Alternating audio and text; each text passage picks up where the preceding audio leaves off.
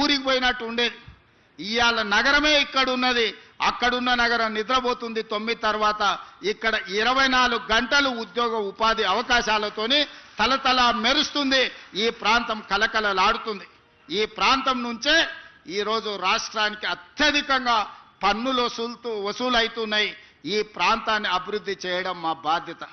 మా మిత్రుడు అరకపూడి గాంధీ గారు ఈ ప్రాంతానికి ఏం ప్రణాళికలు తీసుకొచ్చినా మా కమిషనర్ గారికి, మా హెచ్ఎండిఏ కమిషనర్కు, మున్సిపల్ కమిషనర్కు, ఎంఏయుడి ప్రిన్సిపల్ సెక్రటరీకి, అదేవిధంగా మెట్రో వాటర్ వర్క్స్ వాళ్ళకు ఆదేశాలు ఇచ్చిన ఈ ప్రాంతానికి అవసరమైన నిధులకు మీరు ఎక్కడ కూడా ఆపాల్సిన అవసరం లేదు.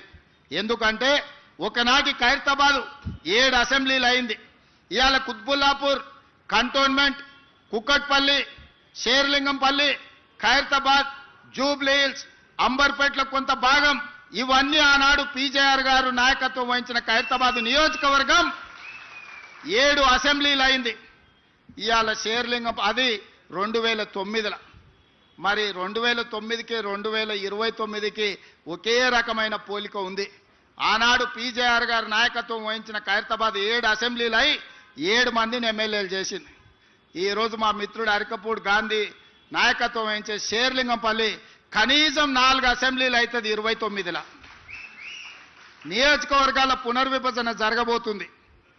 నియోజకవర్గాల పునర్విభజన 2029లో జరగబోతుంది. 2009లో ఏ విధంగా అయితే 6-7 మంది కొత్త ఎమ్మెల్యేలను అందించడానికి ఖైరతాబాద్ ఉపయోగపడ్డదో రేపు ఈ షేర్లింగంపల్లి నియోజకవర్గం కూడా ఈరోజు మిత్రుడు అరకపూడి గాంధీ చేస్తున్న అభివృద్ధి మళ్ళా 4-5 ఎమ్మెల్యేలను కొత్తలను తయారు చేయడానికి ఉపయోగపడుతుంది. తప్పకుండా ఈ ప్రాంతాన్ని అభివృద్ధి చేస్తాం. ఆనాడు అన్ని సీట్లను అరకపూడి గాంధీ గెలిపించే బాధ్యత ఆయనదే. ఎందుకంటే ఆయన అడిగిన అన్ని నిధులు ఈరోజు మేము ఇస్తున్నాం. ఈరోజు పీజేఆర్ గారు పేరు పెట్టడానికి కారణం ఉంది. ఆ హైటెక్ సిటీ రావడానికి పీజేఆర్ కారణం. ఈ ప్రాంతం అభివృద్ధి చెందడానికి పీజేఆర్ గారు కారణం. ఈ ప్రాంతంలో లక్షలాది మంది ఇతర ప్రాంతాల నుంచి వచ్చిన వాళ్లకు ఒక నమ్మకం కలిగించింది పీజేఆర్. అందుకే వారి పేరు పెట్టడం సముచితం అని చెప్పి ఒక గొప్ప నాయకుడిని స్ఫూర్తిగా తీసుకొని ఇవాళ ఈ మన ఫ్లైఓవర్కి పేరు పెట్టుకున్నాం. రేపు పొద్దుగాల షేర్లింగంపల్లిలో జరిగే అభివృద్ధి రాష్ట్రానికి ఆదర్శంగా ఉండాలి. వేదిక మీద ఉన్న మా చాలా మంది నాయకులు ఉన్నారు, యువమిత్రులు ఉన్నారు, ఎమ్మెల్యేలు అవుదామని వాళ్ళందరూ ఆలోచన చేస్తున్నారు.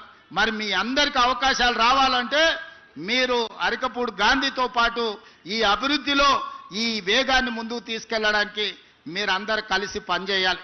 చిన్న చిన్న విషయాలు ఎక్కడైనా ఉంటాయి. కుటుంబంలో కూడా కొన్ని భిన్నాభిప్రాయాలు ఉంటాయి. భిన్నాభిప్రాయాలు భేదాభిప్రాయాలు కాదు. మీ అందరినీ కాపాడుకునే బాధ్యత మిత్రుడు శ్రీధర్ బాబు గారిది. ఎందుకంటే వారికి చతురత తెలుసు, రాజకీయ వ్యూహం తెలుసు. పివి నరసింహారావు గారు ప్రాతినిధ్యం వహించిన మంతనికి వారు ఎమ్మెల్యే. మొదట పివి నరసింహారావు గారు, ఆ తర్వాత శ్రీపాదరావు గారు, ఆ తర్వాత శ్రీధర్ బాబు గారు మంతని నుంచి రాష్ట్రానికి దేశానికి సేవలు అందించారు. మరి వారి నుంచి వారు ఎంతైనా నేర్చుకొని ఉంటారు కదా.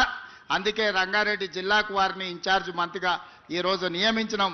షేర్లింగంపల్లిలో ఏ సమస్య ఉన్నా మీరు వారి దగ్గరికి వెళ్ళి కూర్చోండి, వారి పరిష్కరిస్తారు.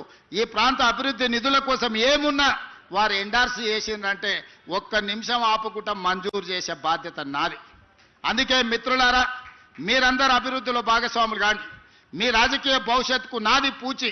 ఎవరికైనా ఏదైనా చెప్తే 100% అమలు చేసే వరకు గుర్తు పెట్టుకొని దాన్ని అమలు చేసే బాధ్యత నాది. ఎందుకు అంటే ఆనాడు కొడంగల్లో ఓడిపోయి హైదరాబాద్కు వచ్చినప్పుడు మల్కాజ్గిరి పార్లమెంట్లో దేశానికి పెద్ద పార్లమెంట్ అయిన మల్కాజ్గిరి నుంచి నన్ను గెలిపించి పార్లమెంటుకు పంపించారు. ఆ పార్లమెంట్ సభ్యత్వమే పిసిసి అధ్యక్షుని చేసింది. ఆ పిసిసి అధ్యక్ష పదవే ఈరోజు తెలంగాణ రాష్ట్రానికి ముఖ్యమంత్రిని చేసింది. కాబట్టి నగర అభివృద్ధిలో ఎంత చేసినా కూడా తక్కువనే. ఈ నగర అభివృద్ధి కోసం సంపూర్ణంగా సహకరించి నగర అభివృద్ధి మీద నాకు సంపూర్ణమైన అవగాహన ఉంది. ఎందుకంటే 45 సంవత్సరాల నుంచి ఈ నగరంలోనే పెరిగిన నేను. చాలామంది అనుకుంటున్నారు గ్రామీణ ప్రాంతం నుంచి వచ్చాను. గ్రామీణ ప్రాంతం నుంచే వచ్చినా కానీ నేను కూడా మీలాక నగరానికి వచ్చిన. నేను ఇక్కడ డిగ్రీ చదువుకున్నా, ఇక్కడనే వ్యాపారం చేసిన, ఇక్కడి నుంచే రాజకీయానికి మళ్ళీ గ్రామానికి వెళ్ళిన. ఈరోజు నాకు గ్రామం ఎట్లుంటుందో తెలుసు, పట్టణం ఎట్లుంటుందో తెలుసు, పెద్ద నగరం ఎట్లుంటుందో తెలుసు. వీటన్నిటిని ప్రణాళికబద్ధంగా ప్రపంచంతో పోటీ పడే విధంగా మన రాష్ట్రాన్ని అభివృద్ధి చేయాలనుకుంటున్నాం. మనం ఎవ్వరికి పోటీ కాదు, మనం ప్రపంచంతోనే పోటీ పడదాం.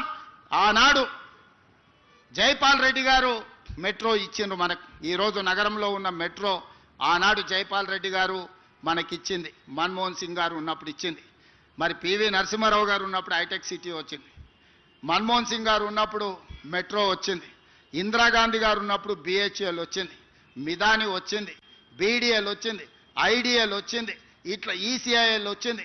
ఇట్లా చెప్పుకుంటూ వెళ్తే ఇందిరాగాంధీ గారు ప్రధానమంత్రిగా ఉన్నప్పుడు మొత్తం మన తెలంగాణలో ఉన్న అంతర్జాతీయ స్థాయి పరిశ్రమలు, ఈరోజు డిఫెన్స్ ఇన్వెస్ట్మెంట్స్ వచ్చిన, ఫార్మా ఇన్వెస్ట్మెంట్స్ వచ్చిన, ఇండస్ట్రియల్ గ్రోత్ కారిడార్లు వచ్చిన, అది ఇందిరాగాంధీ గారు వల్ల వచ్చింది. ఈరోజు ఐటీ కంపెనీలు వచ్చినాయంటే పివి నరసింహారావు గారు వల్ల వచ్చింది.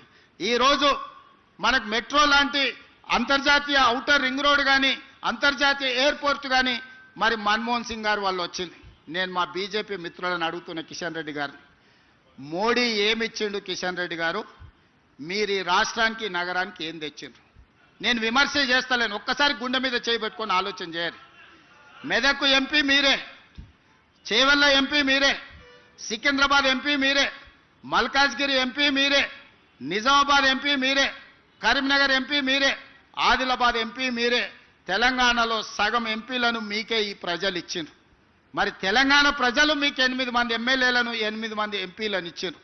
మోడీ నుంచి మీరు తెచ్చింది ఒక్కటి చూపించండి. నికరంగా మోడీ గారి నుంచి మేము ఇది తెచ్చినామని కిషన్ రెడ్డి గారు మీరు ఒక్క మాట చెప్పండి, గుండెల మీద చేసుకొని.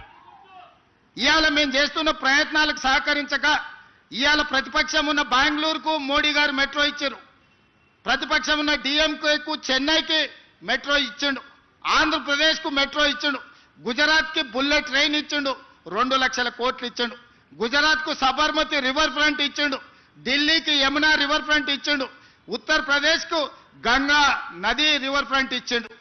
మరి మేము మూసీ రివర్ ఫ్రంట్ అడిగితే మాకు ఇస్తలేడు. మేము మెట్రో రైలు అడిగితే